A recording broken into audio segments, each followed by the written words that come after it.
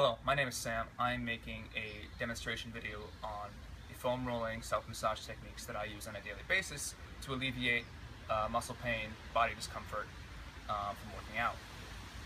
In terms of tools, all we're going to need today is a foam roller like this and a lacrosse ball. In terms of techniques, there are two main ones that I use when it comes to these tools.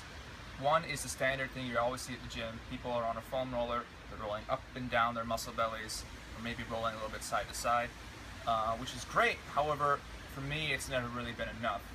The bread and butter of techniques that I always use involves pinning down a muscle belly with a foam roller or a lacrosse ball, and then adding in movement with the muscle through a joint. And I'm going to be showing you both of those techniques in this video today. So let's get started.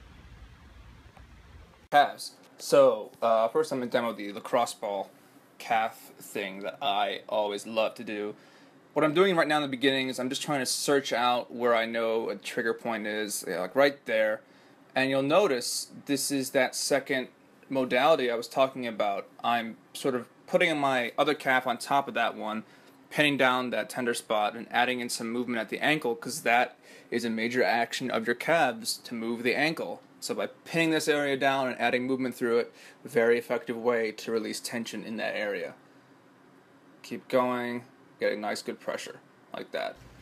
Now, this is a different way of doing things with the foam roller. It's not so effective to pin it down and add movement through the ankle, but it is very effective to just sort of steamroll, as I'm doing here, the first modality I mentioned.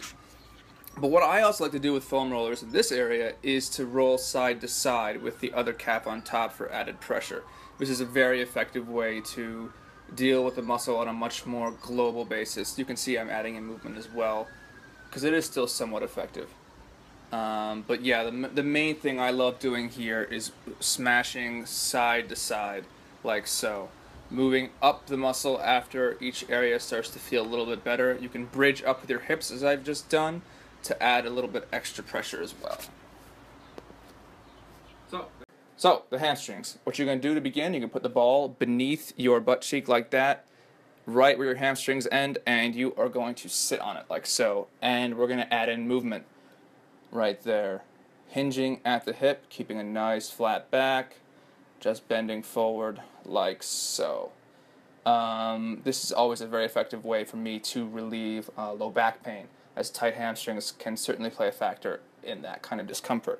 After I do this for a little while, I'm going to move the ball down my leg to the more meatier parts of my hamstring and move it side to side, find a painful spot, uncomfortable spot, and then add in movement at the knee like this. This technique of adding in movement in both of these areas is a very effective way to release hamstring tension and relieve knee pain and low back pain.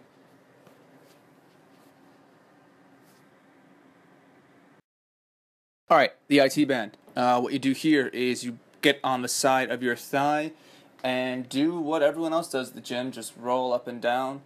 It's kind of fallen out of grace in self-care circles now, but it can still be very effective because the IT band is a big, thick piece of connective tissue that runs from your knee to your hip, and the tissue, or the muscles that surround it, the quads, hamstrings, if they get really tight, they can actually get stuck to the IT band. So this is still very effective at releasing that by rolling up and down the side of your thigh. And what I'm doing here is I've come off the IT band a little bit, and I've almost come onto my hamstrings, and I'm rolling at an angle, about a 45-degree angle, rolling up and down here as well. It's very effective, I found, at releasing the IT band. Okay. Moving on to the quads. Like the other areas, you can certainly roll up and down from the knee toward the hip. Can be very effective. For me, I found it doesn't really do so much for me, and you have to know what works for you. And like I've said before, what I love to do is pin the area down. It's it's really straightforward. Just find that area that's really tender, apply a little bit more pressure, and add movement through the knee. I cannot stress this enough. It works like money, and you are going to be so happy with the results. All right. I am now moving on to the inner thigh, inner quad. For this, I start at the knee and then I move up toward the hip. I don't really like steamrolling up and down. This part is just too excruciating.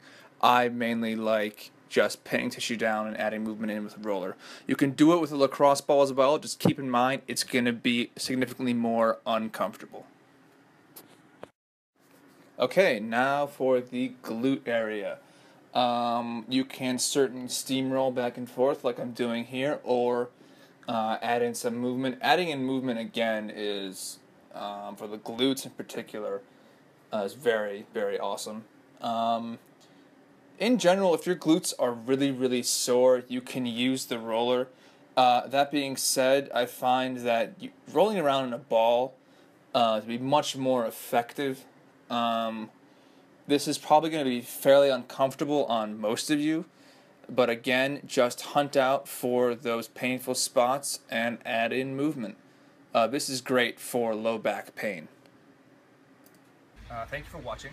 Before I go, I just wanted to give a couple more pointers on the best ways to utilize this stuff.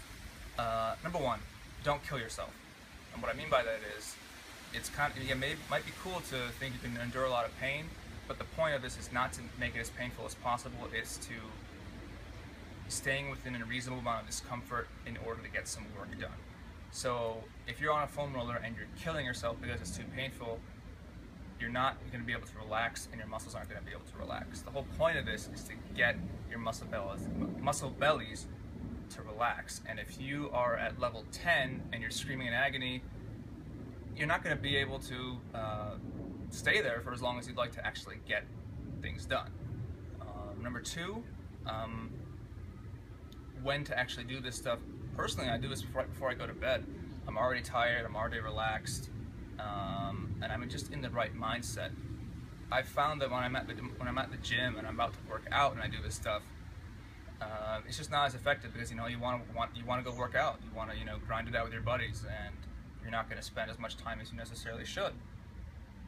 And number three, I actually keep a little journal when it comes to my own nagging pains that I may have. For example, this knee right here, I'm experiencing a lot of discomfort when I'm walking upstairs right above the knee joint. And so what I've done is, I've written down knee pain, walking upstairs, and then below that I've written down, what I've done to address the problem. And now I have a little record of what has helped and what hasn't helped. And I can go from that rather than going back and doing the same things over and over again trying to address a problem. Now I have a record of what works and what doesn't. Alright, thanks guys.